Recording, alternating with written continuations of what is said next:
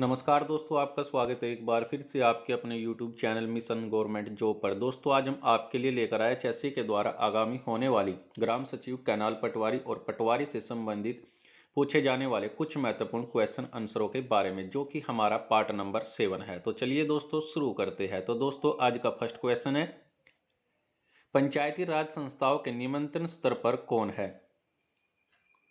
तो दोस्तों इसका ऑप्शन नंबर आपका ए रहेगा, यानी ग्राम सभा एवं पंचायत, जो कि आपकी पंचायती राज संस्थाओं के सबसे निचले स्तर पर होती है। उसके बाद सेकंड नंबर पर आता है आपकी पंचायत समिति और थर्ड यानी जिला परिषद। तो सबसे यानी आपके बढ़ते क्रम में सबसे पहले ग्राम पंचायत, पंचायत समिति और जिला परिषद। नेक्स्ट क्वेश्चन है, पंचायती राज संस्थाओं के उच्चतम स्तर पर कौन है? तो दोस्तों अभी हमने डिस्कस किया कि पंचायती राज संस्था के जो सबसे उच्चतम स्तर पर है जिला परिषद होती है, और सबसे निम्न स्तर पर यानी सबसे निचले स्तर पर ग्राम सभा, और मध्य यानी मीडियम स्तर पर आपकी पंचायत समिति होती है। नेक्स्ट क्वेश्चन है, पंचायती राज की आधारशिला क्या है? तो दोस्तों सबसे निम्नतम स्तर जो कि आपका पंचायती राज की आधारशिला होती है, यानी ग्राम सभा आपकी पंचायती राज की आधारशिला है। नेक्स्ट क्वेश्चन है, पंचायत समिति का मुख्य निष्पादक होता है? तो दोस्तों इसका ऑप्शन नंबर आपका डी रहेगा, यानी खंड विकास पदाधिकारी, जो कि पंचायत समिति का मुख्य निष्पादक होता है। नेक्स्ट क्वेश्चन है, जिला परिषद का मुख्य कार्य क्या है? तो दोस्तों इसका ऑप्शन नंबर आपका ए रहेगा, यानी समन्वय एवं पर्यवेक्षण, जो कि जिला परिषद का मुख्य कार्य होता है। नेक्स्ट क्वेश्चन है, पंचायती राज की मुख्य उपलब्धि क्या है? तो दोस्तों इसका ऑप्शन नंबर आपका ए रहेगा, यानी राजनीतिक चेतना का विकास, जो कि पंचायती राज की मुख्य उपलब्धि है। नेक्स्ट क्वेश्चन है, पंचायती राज की प्रधान समस्या क्या है? तो दोस्तों इसका ऑप्शन नंबर आपका बी रहेगा, यानी दलगत राजनीति, जो कि पंचायती राज प्रधान की समस्या है। नेक्स्ट क्वेश्चन है, स्थानीय सांसद और विधायक किसके पदेन सदस्य होते हैं? तो दोस्तों ये होते हैं आपके जिला परिषद के, यानी उच्चतम स्तर के, जो कि सांसद और विधायक पदेन सदस्य जिला परिषद के होते हैं। नेक्स्ट क्वेश्चन है, ग्राम पंचायत का निर्वाचन करना किस पर निर्भर करता है? तो दोस्तों इसका ऑप्शन नंबर आपका डी रहेगा, यानी राज्य सरकार पर ग्राम पंचायत का निर्वाचन करना निर्भर करता है। नेक्स्ट क्वेश्चन है, खंड स्तर यानी ब्लॉक लेवल पर पंचायत समिति एक डैश है? तो दोस्तों इसका ऑप्शन नंबर आपका ए रहेगा, यानी प्रशासनिक प्राधिकरण, जो कि खंड स्तर यानी ब्लॉक लेवल पर पंचायत समिति आपकी प्रशासनिक प्राधिकरण है। नेक्स्ट क्वेश्चन है, निम्नलिखित में से कौन सी एक वैज्ञानिक कंप्यूटर भाषा है? तो दोस्तों इसका ऑप्शन नंबर आपका सी रहेगा, यानी जो आपकी फोर्ट्रॉन भाषा होती है वो आपकी एक वैज्ञानिक कंप्यूटर की भाषा है। नेक्स्ट क्वेश्चन है, कंप्यूटर भाषा फोर्ट्रॉन किस क्षेत्र में उपयोगी है? तो दोस्तों अभी अभी हमने डिस्कस किया कि ये आपकी विज्ञान क्षेत्र से संबंधित है, तो ऑप्शन नंबर आपका सी रहेगा। नेक्स्ट क्वेश्चन है, कोबाल भाषा किसके लिए उपयोगी है? तो कोबाल भाषा जो होती है आपकी व्यावसायिक कार्य के लिए उपयोगी होती है। नेक्स्ट क्वेश्चन है, किस कंप्यूटर भाषा का प्रयोग वाणिज्यिक कार्यों में किया जाता है? तो दोस्तों यह किया जाता है कोबाल भाषा का, जो कि वाणिज्यिक कार्यों में किया जाता है। नेक्स्ट क्वेश्चन है, प्रोग्राम हेतु सर्वप्रथम विकसित की गई कंप्यूटर भाषा कौन सी है? तो प्रोग्राम के लिए जो आपकी विकसित भाषा है वह है आपकी फोर्ट्रान है, यानी ऑप्शन नंबर आपका ए राइट रहेगा। नेक्स्ट क्वेश्चन है, भारतीय संविधान कब अंगीकार किया गया था?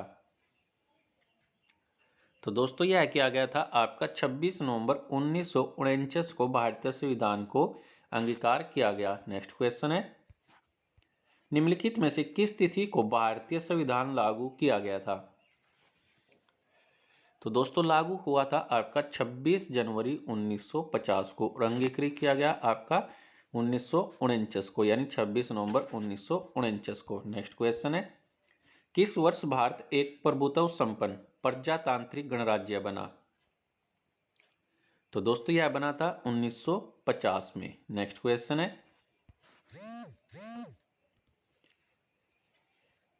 संविधान की उद्देशिका में कितनी बार संशोधन किया जा चुका है?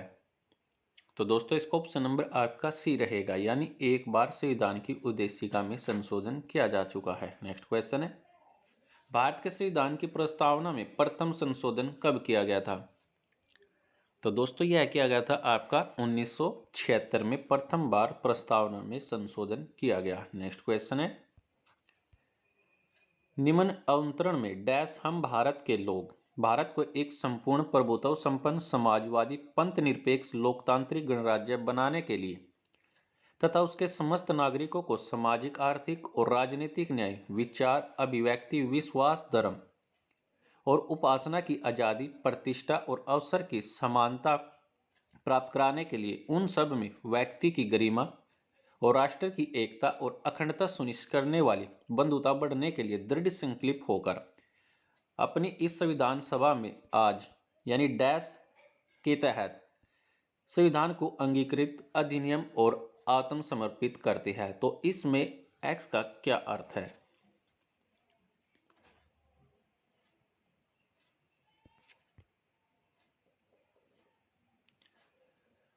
तो दोस्तों इसका अर्थ है आपका 26 नवंबर 1949 को हम संविधान के द्वारा अंगीकृत अधिनियम आत्मसमर्पित करते हैं। नेक्स्ट क्वेश्चन है, संविधान की प्रस्तावना में सभी भारतीय नागरिकों को निम्न में से कौन सा एक उपलब्ध कराने के लिए वायद नहीं करती है? तो दोस्तों इसका ऑप्शन नंबर आपका डी रहेगा, यानी जो आपकी पूजा की समानता है वह भारत की संविधान की प्रस्तावना में सभी नागरिकों को पूजा की समानता एक उपलब्ध कराने की वायद नहीं करती है। नेक्स्ट क्वेश्चन है, 26 नवंबर 1949 को अंगीकृत भारतीय संविधान की प्रस्तावना में शब्द सम्मिलित नहीं है। तो आपको इसमें 4 वर्ड दिए गए हैं, तो इसमें से आपको बताना है कि 26 नवंबर 1949 को अंगीकृत भारतीय संविधान में प्रस्तावना में शब्द शामिल नहीं है। तो दोस्तों फर्स्ट आपका समाजवादी, सेकंड पंथ निरपेक्ष, अखंडता और गणराज्य, अधिलोकित कुटों में सही उत्तर आपने बताना है। तो दोस्तों इसका ऑप्शन नंबर आपका ए रहेगा, यानी जो आपकी समाजवादी है, पंथ निरपेक्ष है और अखंडता, ये आपकी 26 नवंबर 1949 को अंगीकृत भारतीय संविधान की प्रस्तावना में शब्द सम्मिलित नहीं है, यानी ऑप्शन नंबर आपका ए राइट रहेगा। नेक्स्ट क्वेश्चन है,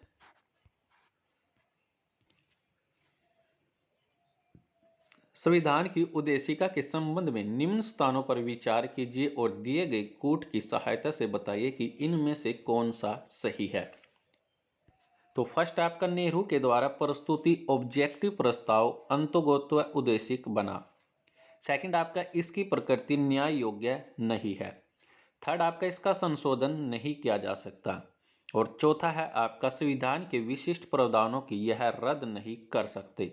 तो दोस्तों इनमें से आपको बताना है कि इनमें से कौन कौन से सही है।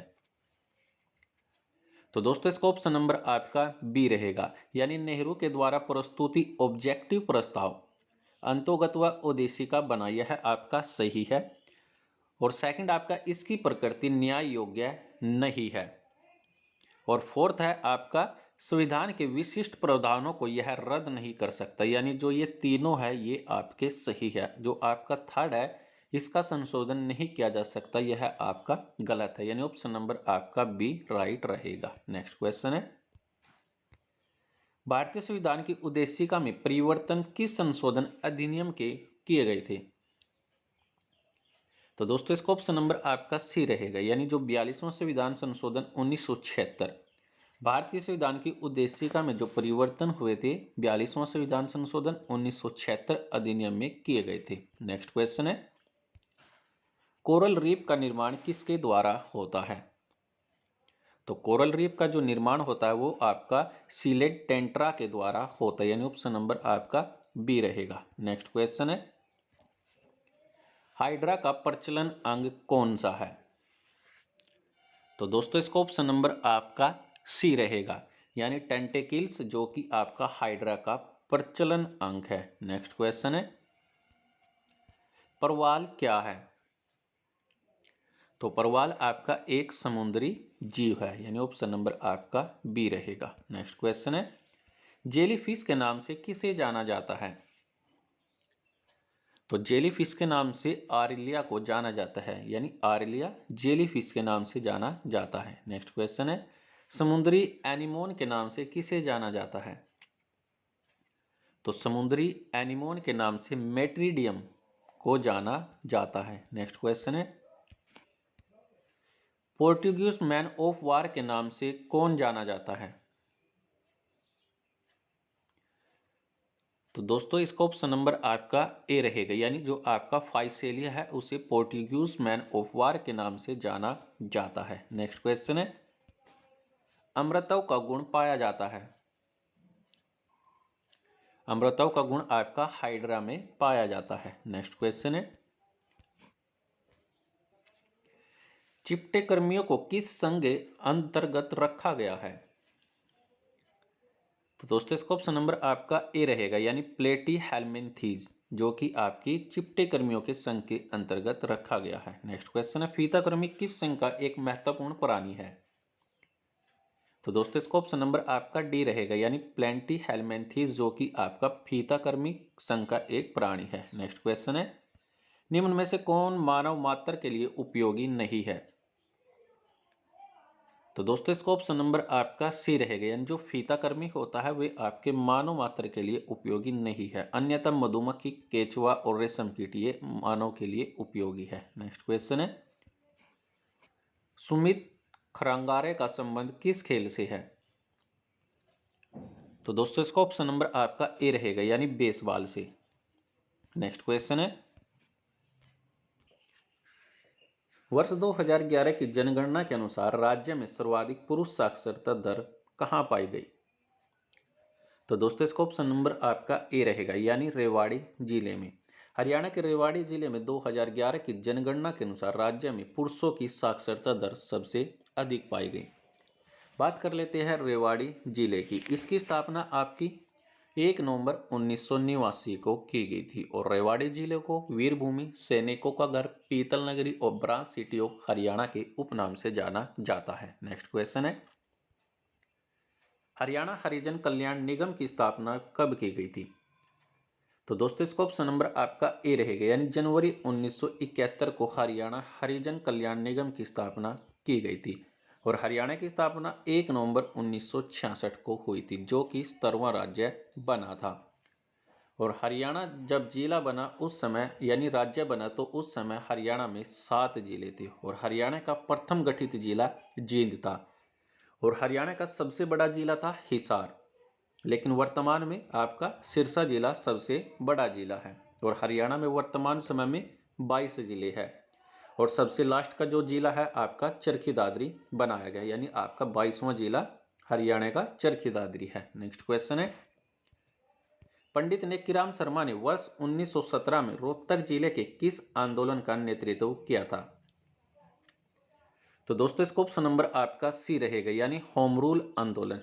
पंडित नेक्कीराम शर्मा के द्वारा 1917 में रोहतक जिले से होम रूल आंदोलन का नेतृत्व किया गया था और रोहतक जिले की स्थापना 1 नवंबर 1966 को की गई थी और रोहतक जिले को शुगर सिटी के उपनाम से भी जाना जाता है। नेक्स्ट क्वेश्चन है, राजीव गांधी अक्षय ऊर्जा पार्क का निर्माण कहां प्रारंभ किया गया? तो दोस्तों यह किया गया गुड़गांव जिले में। राजीव गांधी अक्षय पार्क जो का निर्माण है आपका हरियाणा के गुरुग्राम जिले में किया गया। गुरुग्राम जिले की स्थापना 1 नवंबर 1966 को की गई थी और गुरुग्राम जिले का नाम गुरु द्रोणाचार्य के नाम पर रखा गया है और गुरुग्राम जिले को साइबर सिटी, मेड सिटी, मनोरंजन city, call centre of Haryana, millennium city और अरावली पर्वतमाला के प्रवेश द्वार के उपनाम से भी जाना जाता है। नेक्स्ट क्वेश्चन है, आड़ू उत्पादन में हरियाणा का प्रथम जिला कौन सा है? तो दोस्तों इसका ऑप्शन नंबर आपका डी रहेगा, यानी सिरसा जिला है जो आपका आड़ू उत्पादन करने में हरियाणा का प्रथम जिला है। और सिरसा जिले की बात करें तो इसकी स्थापना आपकी 1975 में की गई थी और सिरसा जिले को गेहूं का कटोरा, सारस नगरी, संतों की नगरी, वन नगरी और डेयरी मुनों की नगरी के नाम से भी जाना जाता है। और सिरसा जिला हरियाणा के वर्तमान में सबसे बड़ा जिला है। इससे पहले कौन था? तो हिसार जिला सबसे बड़ा जिला था। नेक्स्ट क्वेश्चन है, त्रावडी का तीसरा युद्ध कब हुआ? तो दोस्तों इसका ऑप्शन नंबर आपका डी रहेगा, यानी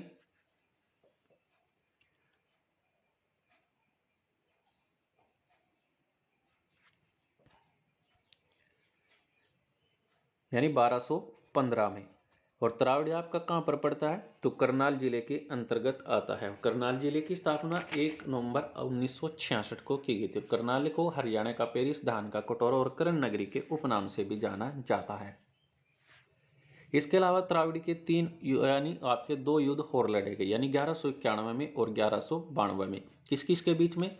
मोहम्मद गौरी और पृथ्वीराज चौहान के बीच में युद्ध लड़े गए। नेक्स्ट क्वेश्चन है, राज्य के किस जिले की साक्षरता दर वर्ष 2011 के अनुसार सर्वाधिक थी? तो दोस्तों इसका ऑप्शन नंबर आपका बी रहेगा, यानी गुड़गांव जिले की। नेक्स्ट क्वेश्चन है, लोकराज लोकलाग से चलता है तो नारा हरियाणा के किस राजनीतिज्ञ ने दिया था? तो दोस्तों यह दिया गया था चौधरी देवीलाल के द्वारा। लोकराज लोकलाज से चलता है हरियाणा का ये प्रसिद्ध राजनीतिक जो नारा है चौधरी देवीलाल के द्वारा दिया गया था। नेक्स्ट क्वेश्चन है, मौर्यकालीन स्तूप व अवशेष कहां पाए गए? तो दोस्तों इसका ऑप्शन नंबर आपका बी रहेगा, यानी हिसार और फतेहाबाद में। हिसार और फतेहाबाद में यहाँ पर मौर्यकालीन स्तूप के अवशेष पाए गए हैं। हिसार जिले की स्थापना 1 नवंबर 1966 को की गई थी और फतेहाबाद जिले की स्थापना 1997 में की गई थी। और फतेहाबाद जिले को पिंक सिटी, पुरानी हवेलियों का शहर, इकदार नगरी, महलों का शहर और उदय नगरी के उपनाम से भी जाना जाता है। और हिसार जिले को मैग्नेट सिटी, स्टील सिटी और इस्पात नगरी के नाम से जानते हैं। नेक्स्ट क्वेश्चन है, नवंबर 2021 में हाइड्रोजन ऊर्जा पर पहले अंतर्राष्ट्रीय सम्मेलन का उद्घाटन नई दिल्ली में किसके द्वारा किया गया?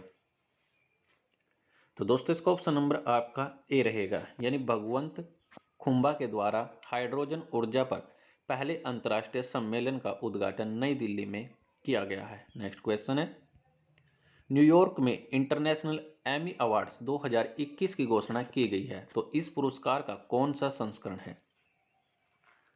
तो दोस्तों इसका ऑप्शन नंबर आपका डी रहेगा, यानी 49वें नंबर का संस्करण है जो कि न्यूयॉर्क में इंटरनेशनल एमी अवार्ड्स 2021 की घोषणा की गई। नेक्स्ट क्वेश्चन है, नवंबर 2021 में शेख सबा अल खालिद को किस देश में फिर से प्रधानमंत्री नियुक्त किया गया है?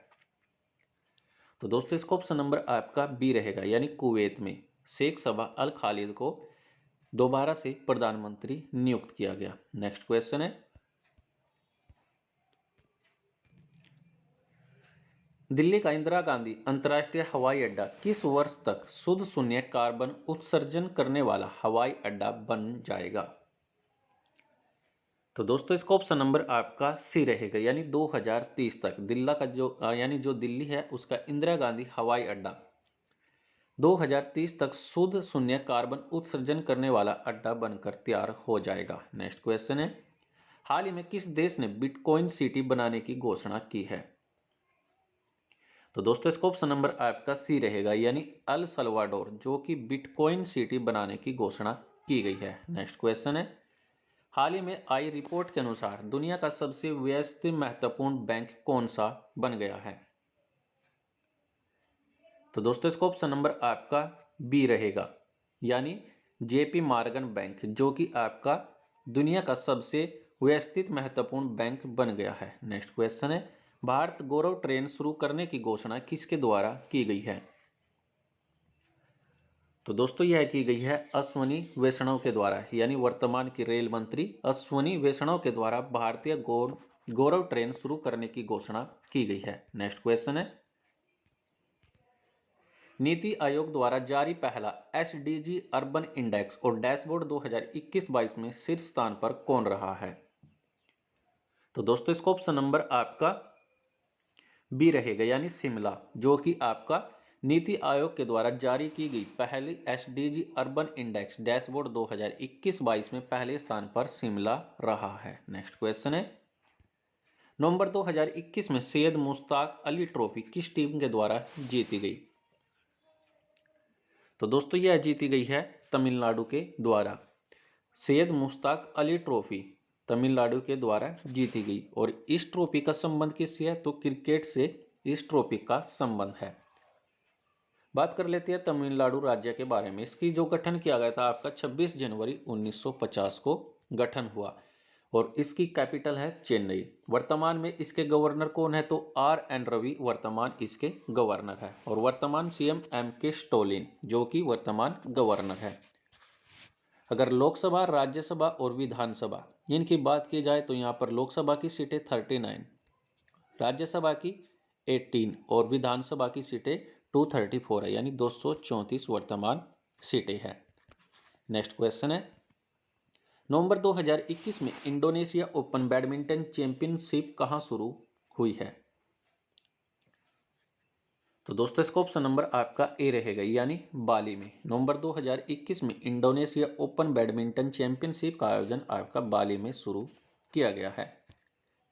और आज का इस वीडियो का लास्ट क्वेश्चन है जो आप सभी के लिए है। कृपया कमेंट करके जरूर बताइए कि पंचायती राज संस्थाओं के संगठन के 2 सत्र होने का सुझाव किसके द्वारा दिया गया था, यानी कौन सी समिति थी? हमारे पास 4 ऑप्शन है, अशोक मेहता समिति के द्वारा, सेकंड आपका सादिक अली समिति के द्वारा, थर्ड आपका राजमन्यार समिति और फोर्थ आपका सरकारिया आयोग रिपोर्ट के द्वारा। तो फिलहाल के लिए दोस्तों आज के लिए इस वीडियो में इतना ही। वीडियो अच्छी लगे तो वीडियो को लाइक कीजिए, कमेंट कीजिए, शेयर कीजिए और सब्सक्राइब कीजिए मिशन गवर्नमेंट जॉब को। तो फिलहाल के लिए दोस्तों आज के लिए इस वीडियो में इतना ही।